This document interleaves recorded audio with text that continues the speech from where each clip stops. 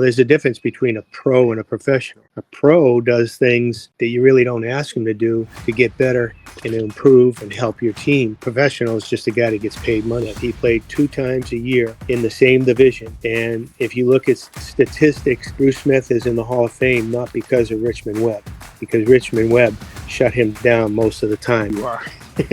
Because Jimmy Johnson used to say, it ain't X's and O's, it's the Jimmy and Joes. If you got guys out there that know how to play, just don't screw them up. And here we are with Paul Boudreau. How are you, Paul? Great today. How are you, Dan? I'm very fine. Thank you very much to join the show and speak about your career, offensive line coach, offensive line, maybe underrated or some stuff like that, and talk about maybe the player you coached during your career. Are you okay with this? I'm okay with that. Yeah, I had a few good ones in my day. For 30 years, you're going to run into good ones and some bad ones. You maybe have one of the best, by the way, but we will talk about that later. Thank you. Thank you. Hey, Coach Boudreau, you had one of the most respected careers in offensive line coaching. When you look back, what do you feel defined your approach or philosophy over the years? Well, it's hard. I started out as a high school football coach and as a teacher. And as I went along and got into the college ranks, it just kind of, what do? You're a teacher first. So the players are talented, but they also want to be coached. And when I got into the NFL, one of the guys that I mentored me, Jim McNally, he told me, hey, just be yourself. They want to learn. And I've told that to younger coaches too. You're the boss. When it comes down to it, you got to listen. They got to listen to you. And if you can help them, it's like playing golf. Everybody plays golf, but you go to get lessons, you learn something. And one of the biggest compliments I had was my first year in the NFL. I had a guy named Stan Brock, and he played 17 years. And he told me after the year was over, his first year with me, he said, the one thing about me is when I did something wrong, you corrected it and you told me how to correct it. Some coaches just yell and they don't tell them how to fix things. And so I kind of tried to do that throughout my career. And you did well, right? Yeah, it worked out well. I guess I fooled him for 30 years. It's always complicated to speak about yourself, of course, and have a look back into your career. That's why we will focus on offensive line, because that was the purpose of your own career. It's train and coach offensive line. Okay. And offensive line is so nuanced, yet often overlooked statistically, lack of metrics, and not just for tackle, but for guard and center, even more complicated to evaluate the position. How do you personally evaluate whether a lineman was playing at a truly elite level? Well, you look at his level of competition. Who is he playing against?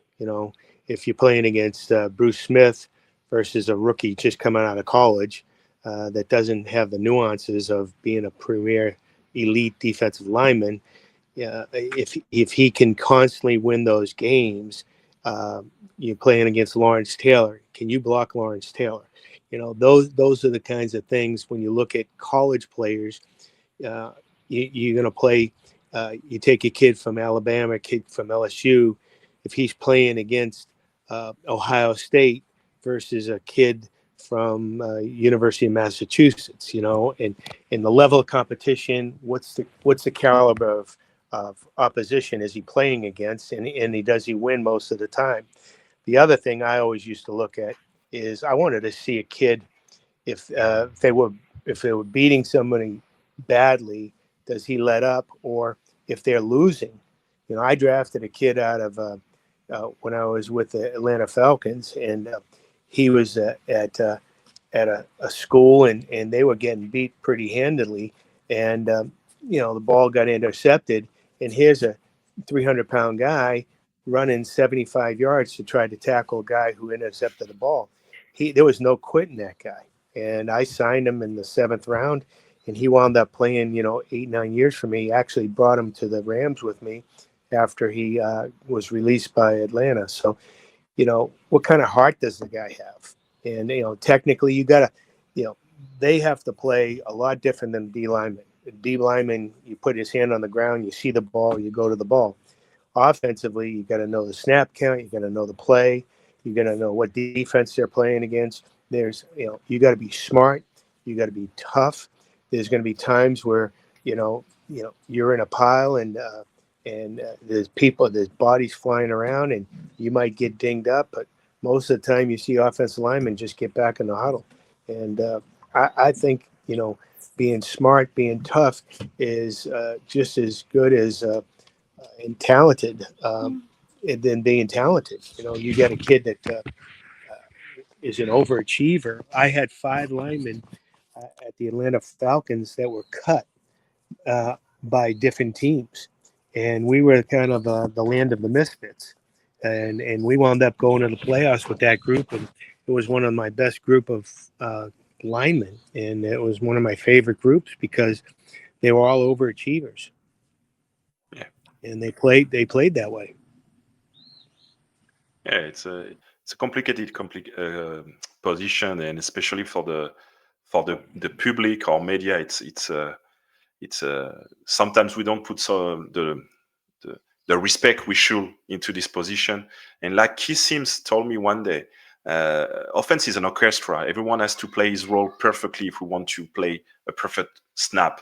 And for the offensive line, you can be good 95, 96, 97% of the snaps good, and you just miss 3 or 5 snaps, and it's finished into a sack, fumble, and a touchdown for the defense. So it's a pressure on every snap. You can't just be average. You have to be perfect in every snap. And sometimes we forgot about that when we're watching football. And my question from your perspective in that way, what are the things the public or media miss most when it comes to understanding offensive line play and greatness? Well, you know, longevity is big. You have to be lucky. The injuries kind of set people back and end careers way too soon. But if you look at the great players, they know how to survive. Basically, it's a survival out there, and every year you're bringing in younger guys and cheaper guys, and you get into salary cap business, and all of a sudden, you know. The guys are getting paid too much money and they're getting a little bit older, and you're looking to replace and go cheaper. But the quality of the player, the quality of your team goes down because you're getting rid of leadership. You're getting rid of players that in their own way keep your locker room together. And they kind of take younger players under their wing, and they help develop your team so you can continue on years down the road. You got talented players that you know there's only 30 teams, and there's not that many jobs. And if you look at all the college players that have gone through the ranks, uh, there's a very few, 600-700 players wind up playing in the National Football League. Of all those players coming out of college, and you have to keep your job. You have to be special. And how do you do that? Is you learn to be a pro. There's a difference between a pro and a professional. A pro does things that you really don't ask them to do to get better and to improve and help your team. A professional is just a guy that gets paid money. Yeah. Okay. I understand the difference between the two, pro and professional. So work ethic, extra work, and be disciplined, I guess, into your work ethic. The difference between a pro and a professional, as you said. Exactly. Exactly. And your resume is is very big, by the way. And you've coached some of the very best. If it's maybe not the best, Willie Roaf is maybe arguably one of the best in his position in history. Maybe I'm not qualified to judge, but his resume is amazing. Hall of Famer, all on the pace too. Great player, Hall of Fame, play for the Rams, and Richmond Webb. who was also a great Right. player for the Miami Dolphins and protect Dan Marino for a decade, but he is not in the Hall of Fame, by the way. But let's start with Willie Roaf. What made him so special to coach for you? Well, he was a freak. He's a freak. Talented, physically talented, physically gifted. When I got him, he was a rookie. And he came in the league and he didn't know how good he could be. I mean, he had size 13, 15, 16 shoes. I mean, his shoes looked like they were ocean liners, and he was one of those guys that was raw. He came out of a Louisiana Tech, a smaller school, and to tell you the truth, we were torn between taking him and this guy named Lincoln Kennedy, coming out of a big school like Cal, Berkeley, and but he wanted to play on the West Coast, and Willie was from Arkansas, and that's right next to Louisiana. And our general manager and president, who I thought was probably, he's a Hall of Famer, Jim Finks, he decided he was going to go with a guy that's a local guy that had all kinds of talent, and he was eager to get better. And in Willie's case, he could take the wrong footwork, he could take the wrong steps to get to from point A to B, but he's so natural talented that when he got his hands on you, it was over. It was over. Now, he had some growing pains his first year. I remember Kevin Steele, Hall of Famer, Pittsburgh Steeler, defensive end. He had a field day against Willie, and Willie came off the field crying. And I'm like, I'm trying to fix it. I'm trying to help him out. And he starts crying, and the head coach is yelling at me because Willie's crying. And I'm like, he's just got to learn. I told him, hey, he gave up his first sack. I said, you're going to play in this league. You got one sack. You're going to have a lot more sacks along the line. You're going to just have to learn how to fix it, and so it doesn't happen again. And so, in his case, his career just as he got better and the more he did, uh, you know, played, and he got to play against different players. And every year he played against those guys again, he figured it out. And he went to Kansas City and had a great career after he left the Saints. But it was one of those guys that he just needed the experience. He needed to play because he hadn't played in that big college level, and he didn't have the techniques down. And every day we did something, it was for the first time on the field. Whereas the other guys coming out of the bigger schools, they had more experience. They could use their techniques that they learned in college. Willie didn't have that coming out of college, and he was, like I said, he was like a big Saint Bernard puppy. He was going to knock things down as he walked through a room, but he got better and he figured it out, and he turned out to be a great player. A true legend, and maybe Right. in his position one of the best.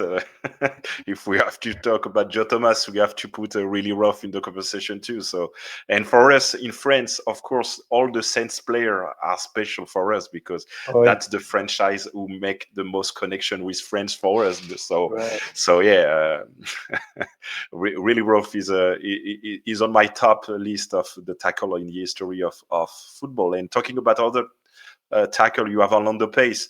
Great story.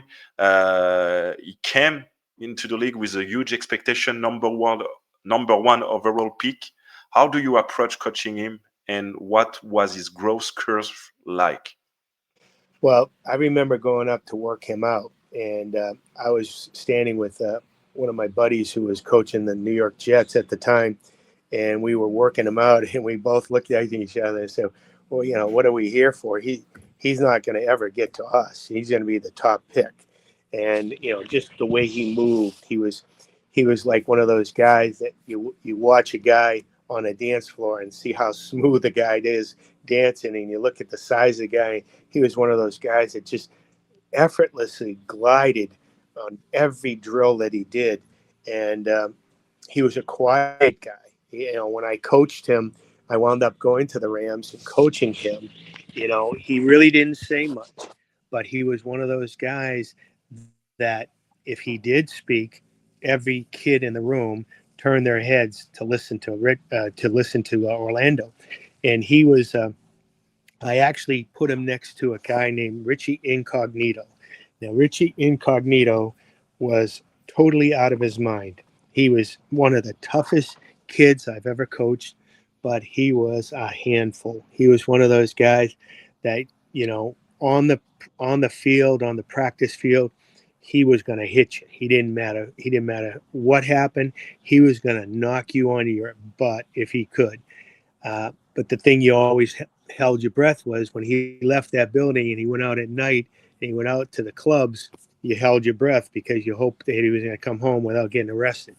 But I played him next to next to Orlando, and Orlando was kind of that calming influence on him. And whenever Orlando, he had a knee issue and he couldn't play for a couple of weeks, I just held my breath because I knew Richie was going to take a stupid penalty because Richmond wasn't standing next to him to calm him down. But he was one of those guys that he was so patient in pass protection. He would just kick out there and it would be so smooth. It would be like he was on ice skates. He would just glide out. And if a guy tried to speed rush him, he'd just take one more step and knock the guy by the quarterback. Or if the guy was going to bull rush him down the middle, he just sat down a little bit and he squatted on the guy and the guy didn't budge. He was one of those guys that you really didn't have to say much to or correct. There might be something scheme wise or technique wise that you might ask him to try. Hey, this might help you out down the road. But he was one of those guys you really didn't have to fix. Whereas Willie, as a young player, every single time you watch film, you were trying to make it a teaching moment. With Orlando, he'd been there, he'd done it. He really didn't need a lot of coaching. He just needed you to take care of his body. And there were some days we would just say, hey, we have a 15 play practice script. Hey, Richmond, we're only gonna practice 5 of them. The 5 that we need, because at his age and the stage of his career, you had to protect those guys, and that's what we did with the Rams. I can feel that it was a bless to coach him, listening to you and how great, not just player but teammate and pro he was. Yeah. And I can imagine the influence he had for all of the teammates he had on his field. Much respect for Roaf Pace and well-deserved career. And he's now his name is for eternity into the Hall of Fame. So congratulations to him and Willie for that, by the way. When you arrive in Miami, because you you coach in Miami, so you coach another great tackle. Good for you. I don't know if many of offensive line coach I've coached, maybe one of the best player in their era, Right. in their position. But you had Richmond Webb, right? It was maybe the final year because it was in 2000, 99, 2000 Yeah, I season. had 99 and 2000. I had Richmond, and he was a lot of similarities to Orlando. He he was another guy that really didn't say a lot, didn't draw attention to himself, and that's probably why he hasn't made it to the Hall of Fame, because a lot of these guys get in the Hall of Fame because of they push him publicly. They're always trying to push him to get all these accolades, and he really didn't care much about that. He uh, he was a personal protector to Dan Marino. And you get into a situation when you're an offensive line coach, you look for the best player on defense, and how are you going to block that guy? Well, usually the best player on defense is playing over your left tackle. And a lot of times you have to help that left tackle, whether it be with a guard or a running back or a tight end. And Richmond, like Orlando, you could just put him out there in space by himself. You didn't have to scheme up anything and say, hey, we really need to help him this week because he's playing against Bruce Smith.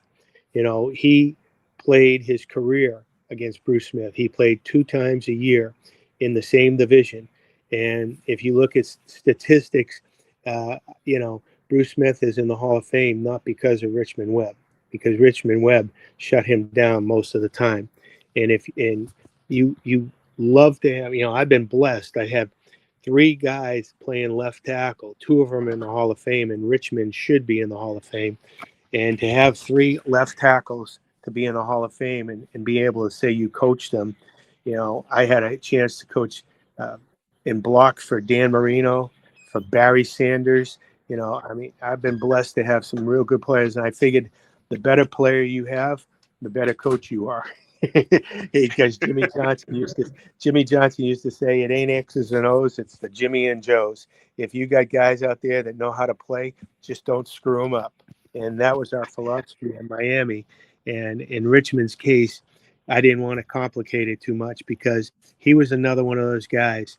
You didn't have to correct him in a lot of the things. You could just add to his repertoire of how to handle certain guys or on a certain play, how we're going to attack it. And this is what we wanted to do. And, really didn't have to have a tight end by his side or a running back chipping or a guard helping and sliding to him. Richmond kind of shut down his responsibility, and you didn't have to worry about him. And Dan was very secure. Yeah, and in Dan Marino's case, uh, at his age, you get hit as a quarterback by these elite pass rushers. It takes its toll. And in Richmond protecting him, where he didn't give up no sacks, and when you get into a situation where your quarterback's not getting sacked, in particular, sometimes a sack is not as bad as a hit. Some of these hits that these guys take. Now they're protecting quarterback because of the rules. Back then, when Dan played, you could do anything you want to a quarterback and throw him to the ground and slam dunk him. And in his case, he was well protected because of Richmond Webb. And and in hit, if you look at the history of the Miami Dolphins, you know, most teams go into the league with a reputation. They're a pass-oriented team or a run-oriented team. And when Don Shula was there, they were throwing the ball. In the beginning, they used to run the ball with Zonka and kick. And then as they got Dan Marino, they were a passing team. And throughout his career, it was pass first, run second. And at the end of his career, we started running the ball a little bit more, particularly the last year in 2000. Dan wasn't around anymore, and Dan was, we had a young quarterback, and we weren't going to have the same offense that Dan Marino ran, so we had to run it a little bit more. And I remember when Dan got a statue in his honor. It was a Monday night game against Baltimore, and he came over to me on the sideline. He goes, "Why didn't we run the ball like that when I was here?" I said, "Because you would always change the play to a pass." And he started laughing. And in Richmond's case, he just did what he was told. I mean, he could have been just as dominant as a run blocker and then as a pass protector because he was a pro. He knew how to play football, and we ran the ball at him quite a bit, and he did just fine. But you get reputations when in the NFL, and in some cases, what's more important? Protecting your quarterback or running the ball for 3 yards. And Richmond was one of the best. He's another one of those guys, just like Orlando. Orlando wasn't a dominant run blocker, but he's in the Hall of Fame. And when you talk about Orlando Pace and Richmond Webb, and you're talking to me about it, they're the same guy. They're the same kind of leader. They're the same kind of person. They're the same kind of player. And, the fact that Richmond wasn't in the Hall of Fame, maybe it's because he wasn't in the Super Bowl. Like Orlando had been in a Super Bowl in that year with the greatest show on turf. Uh, that helps get guys elected as well. So if the criteria, and I have guys all the time, journalists always asking me, "Hey, who would you vote for in the Hall of Fame?" And I always tell them honestly. I told him Zach Thomas, and he asked me why about Zach Thomas. I told him because he knew where the play was going before it even happened. Well, the same thing with Orlando, the same thing with Richmond. They knew how to block things before it even happened. And that, to me, makes a Hall of Fame career, not the fact that you have a good publicity agent. Yeah. Okay, I understand. And longevity help a lot because you talk Oh, about three players, Willie Roaf, Orlando Pace, and Richmond Webb have a very long career. By the way, Richmond have the record of consecutive start for the Miami Dolphins, 118. So it speaks volume about how they have the ability to stay on the field Right. and do it week in, week out during more than a decade. And Well, just to add to that, you yeah, talked about longevity. Look at a guy like Tony Boselli. Now, he was the first guy drafted ever by the Jacksonville Jaguars. He's the first pick in the franchise history. He only played a few years because of bad shoulders. Now, he was a terrific player. He could block Jason Taylor by himself, but he's in the Hall of Fame, and he's only had like a 5, 6 year real good career, and then injuries took its place. And you're talking about longevity with a guy like Richmond and a guy like Orlando who do it year in and year out, multiple years. And why isn't Richmond in the Hall of Fame? To me, that's a mistake. That's where the Hall of Fame voters need to look at that from that perspective and not from the perspective of, oh, the guy was in a Super Bowl. Well, it takes a team to get to the Super Bowl, not a tackle. and you can probably should ask that also to Bruce Smith, because I'm perfectly comfortable and sure to say that for Bruce Smith, probably his best tango one-on-one opposite matchup he had was with Richmond. First, because they Right. play so much more games than others, more than 14 And games. So it give you a standard when you play so much games, not just one, not just a wild card game, just multiple games. And for him, it's sure that it was an honor to play with and against Richmond Webb, because for me, football is a one-on-one sport. It's like a right. tango. You have to be both to go to the greatness. It's not just one being great. And as you said, first, Bruce Smith didn't go don't do not go to the Hall of Fame because of Richmond. Because if it was Right. because of that, he probably do not go to the Hall of Fame. But big respect for Bruce Smith. He was a beast. Maybe some people should look more about what he was capable of doing, and that give you how it was complicated to block him, Yeah. because it was very fast for that time. He can be on the quarterback very quickly and hit him, like you say. It was maybe more give him more damage than a sack, and he can do that repeatedly. So every snaps he can go that. And in the running game, he was a beast. So much respect for Bruce Smith. And it's not just a 200 sacks man.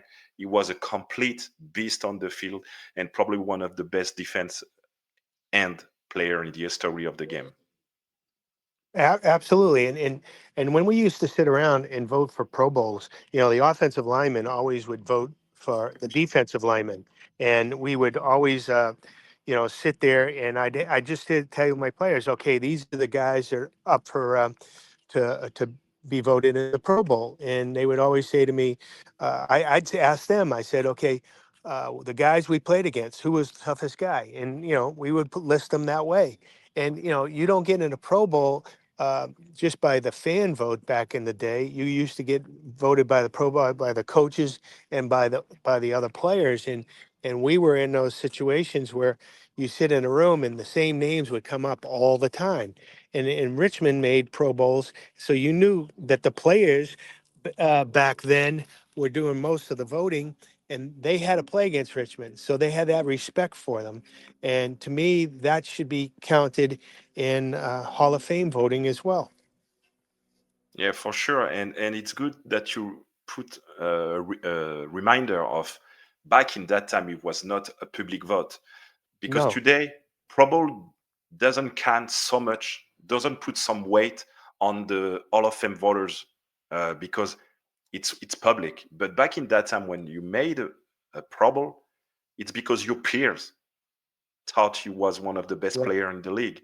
So we have to put everything on context. That's why the historians are so important. Like Ken Crippen told me every day, put everything on context, not just from today, because the league back in the time was not the same You're as it breaking was up a little today. bit, but a lot of things like in today's society, if you turn on a football game and you hear the media and the announcers, they start. I'm out here with my dog, so that's why I'm moving. Uh, but if you hear the announcers, they start picking out coaches who's going to be the next head coach. It might be the first game of the season, and they'll have a picture of a coach on the sideline, and they'll say, "Well, he's the next head coach. He's the next John Gruden. He's the next Sean McVay," and that's what happens in the Pro Bowls. It happens in the Hall of Fame. It's these people have, you know, probably their agents get in touch with them, or maybe it's somebody in the organization, and they start pushing guys for Pro Bowl votes and start pushing guys for Hall of Fame votes. And really, they don't look at the body of work. They don't look at what the guy's done in his career. And like you said, longevity, if you can play in the league at that kind of a level, like Richmond, like Orlando, and like Willie have, uh, to me, it's a no-brainer. That guy's, Richmond should be in the Hall of Fame because he's the same kind of guy. It doesn't make any sense to me that he gets passed over, and and I don't know what the reason. Maybe they're not pushing him hard enough. Maybe he wasn't. Um, uh, Big buddies with the media throughout his career, and basically sucked up to him. I used to remember walking by a locker room and see guys, sitting there with about a handful of reporters, and I'm thinking, I know exactly what this agenda is right here. And sure enough, there'd be guys getting voted into the Pro Bowl because, he was accessible to the press. It's all about politics. Yeah, Uh, it's something that it's very important to be aware for every person. It's complicated. The Hall of Fame right. process is complicated, even for the voters. And my last question for you, for you, coach, what do you think today's young linemen could learn from the way guys like Richmond Webb, Willie Roaf, Orlando Pace, and others you had, because we just named those three, but you probably have more offensive line that was great player approach the game. Well, you know, as I look at college kids coming out, um, a lot of guys they don't have the technique. The football has changed. It's like fast break basketball. Everybody's up in a 2 point stance. The run blocking isn't really is dominant anymore because, let's face it, a lot of people want to see scores high. They want to see a bunch of touchdowns, and everybody's throwing the ball, and you see technique lacks. And when you watch these teams nowadays, you see guys getting beat because they really don't work at their footwork or their trade, or they don't work at hand placement. They don't want, they just basically have a bunch of plays and go out and they run them. And, they don't become the polished player that you see like a Richmond. He learned came in coming out of college. He was a very good player, and every year you could see him getting better and better and better. And these guys make the mistakes over and over and over again. And the money today, it's all flash and cash with these guys. Back then, you had to earn money. You had to play well. Now you know get you get drafted high, and they have a slot. This first pick is going to get this amount of money. The second pick is going to get this amount of money, and it really they haven't done anything to earn that money yet. So I think it's a way different deal, and don't get me wrong, everybody's got to get paid and they should all get paid a lot of money. But I see the the actual quality of line play is not the way it used to be. Yeah, I understand it, and it's everything to about putting everything on context. That's it. If you look at the 90s, you have to go back to the 90s, not thinking about Yeah, today. And my right. last thing, Paul, because you speaking with a French guy from Yeah, Paris, and yeah, we have not a lot of football in France. We have football, but it's not developed as it is right. in America, of course. And it's complicated to ask to a young kid 8 years old, 12 years old to play in France because we don't have the structure for that. So most of the time we start a little later. So that's why maybe we can build athlete about football Right. as you guys did in America. But we're doing great job. And the Paris Musketeers just partner with the New Orleans Saints to making grows everything. I would love to have you someday in France and maybe coach some of the best offensive line Yeah. in France. Why not? You just spend the summer, you have a great time, Paris, Eiffel Oh Tower, yeah. and you see the talents we can have in France or in Europe. Because the good thing with us is we can't be just one country. We have to be more country. And I buy on the thing that the NFL want to be global, but Right. it can be just by selling tickets. You don't No. create history with that. So I'm doing my best to promote our guys from the Europe. So Paul, when you coming to France I don't. and coaching the Paris Musketeers? I'm not sure if my coaching days might be over, but I'll tell you what. We had a chance to play in a couple of games over in London when I was coaching with various teams, and we coached in Japan and we coached in Mexico. So I know it's becoming a worldwide thing. I know the fans go crazy. To go to one of those games when you're over there, it's just tremendous. The excitement and probably don't understand totally the game like I wouldn't understand soccer, as you call it, football. But we actually, I have a bunch of my friends coaching over there in those European teams right now, and they're trying to get me to go over. So who knows? Someday maybe. Eh, okay, I understand. We as an European, we always have to do an extra step. So what me bringing some of the best offensive line in America, and you survive, and you we do like a tryout, and you see if they are good.